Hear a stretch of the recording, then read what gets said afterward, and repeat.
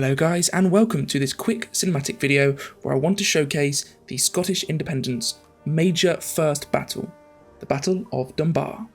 On the English side was John, Earl of Surrey. He was heavily outnumbered by these Scottish troops, who had a range of infantry from Highlanders, spearmen, even some Scottish knights. They also did have some cavalry as well.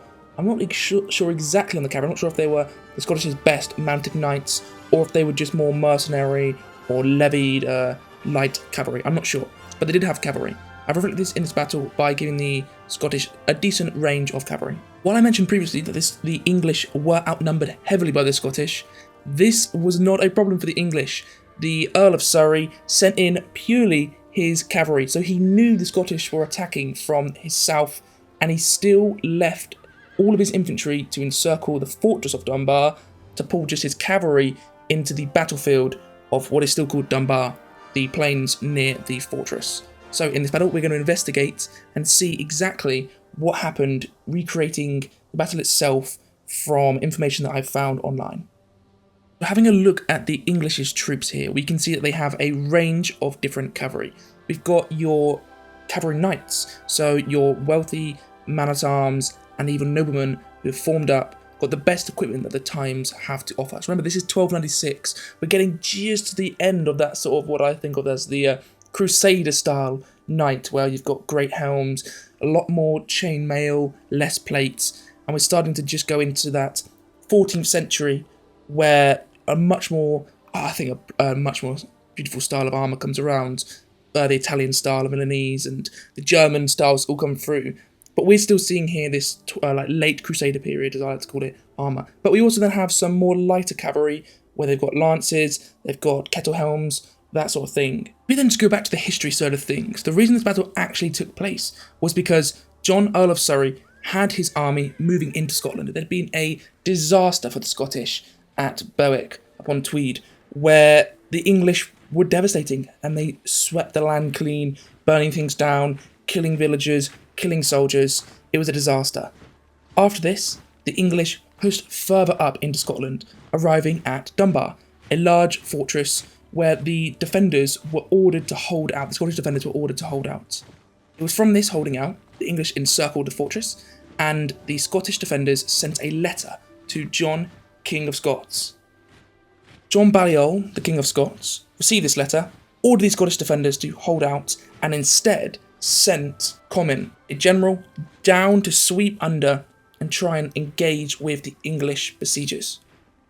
As I'd said previously, the English were that confident in this attack that they actually left the infantry to keep the encirclement steady at Dunbar fortress, and instead brought their English knights and cavalry to meet the Scottish in the field of battle. The English had seen them. Up on the hill, about a kilometre or two away, the Scottish were there. They'd become visible to the English in a large line. The English, however, were not afraid, and instead of back off, like an army that would normally do if they were outnumbered 2-1, 3-1, the English actually marched on forward towards the slope of the mountain. This almost confused the Scottish, who saw it as maybe a weakness of the English, and that the English maybe underestimated their strength. So with the English pushing their way up the hillside, where the formation was getting a bit jagged as they, were trying to go up the hill, the Scottish charged. This almost reminds me of the Battle of Hastings, where you had the Normans at the bottom of the hill, and then the Saxons on top of the hill, and almost saw the Normans coming up towards them as looking a bit scared, looking a bit disorganised, and due to a lack of discipline, they just charged down. And that seems to be the exact same thing that happened with the Scottish, where they lost their focus almost, lost their discipline, and they charged down. Or maybe it was an order from the general himself, but they charged down the hill. And as they charged down the hill, they too lost their footing, they lost their formation, and their lines started to break up. And the English saw this as a perfect opportunity to strike, and that is what happened. The English knights, under the order of the Earl of Surrey, charged up towards the Scottish.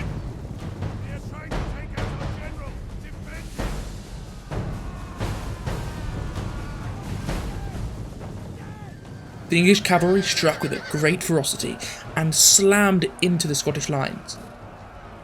Due to the Scots formation all starting to be broken up as they'd come down the hill and lost their footing, the English managed to pierce through the lines and actually almost hit the Scots again from the rear by pushing through and then countercharging back on themselves to crash into the Scottish multiple times. This caused widespread panic for the Scots, and very quickly these Highlanders and bowmen and even some of their more elite men-at-arms began to break and run back up the hill. Obviously, if you're in armour with all your equipment and you're trying to run back up the hill, you're already pretty exhausted from the combat you've just had. You're going to go nowhere, and the English cavalry were relentless. They encircled troops, capturing some, lucky few who got captured. The rest were simply cut down, left, right and centre by these English knights and English mounted troops.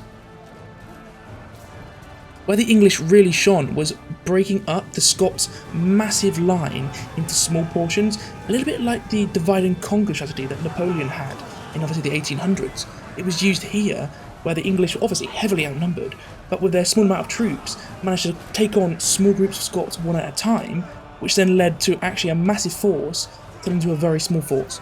Obviously we're not going to ignore the fact that half the troops did try and run away quite quickly, so a massive army shrunk. That's irrelevant. The English took them on. And the English charged uphill, remember. So their cavalry charge wasn't effective as it could have been. It was the Scots who had the advantage by charging downhill, but they didn't utilise it.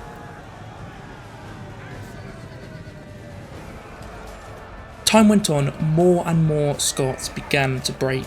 And at first, where it might have just been levied peasants, levied billmen, whatever, were breaking, by the end, everyone was running, and a mass rout had been started, and the English, who'd taken minimal losses by this point, had the all clear to just go ahead and take as many prisoners as they wanted, take as many lives as they wanted, and that is exactly what they did. The Earl of Surrey was relentless, and I don't even really think he showed too much mercy. Saying that though, he did capture many prisoners, so I assume for anyone who had surrendered theirself, they were just simply taken prisoner and probably back to England. For all the others who tried to put up a fight, they were just killed instantly. And we can see that here in the footage that I've got from the gameplay.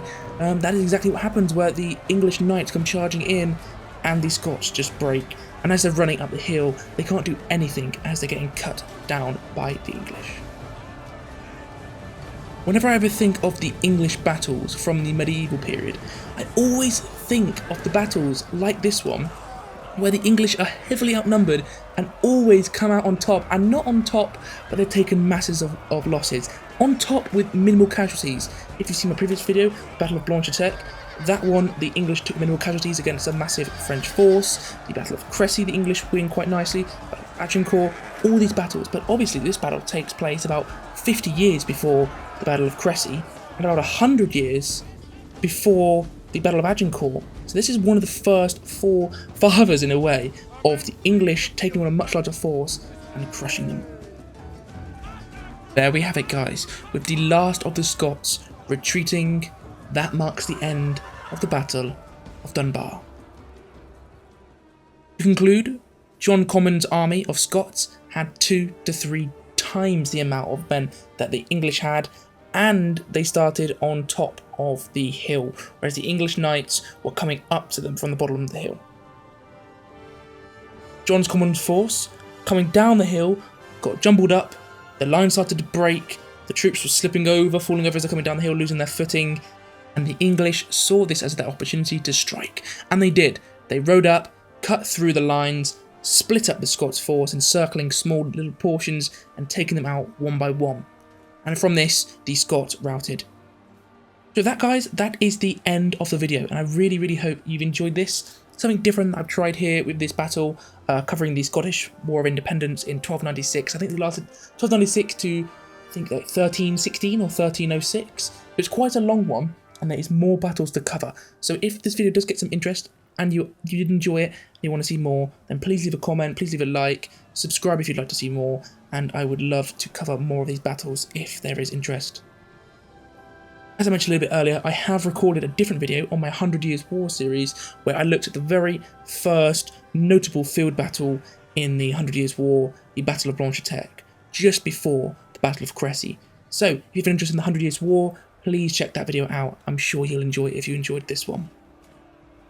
So, Thanks a lot, guys, for watching. Really appreciate your support if you've watched it all the way through, and I will see you in the next episode. Ta-ra, guys.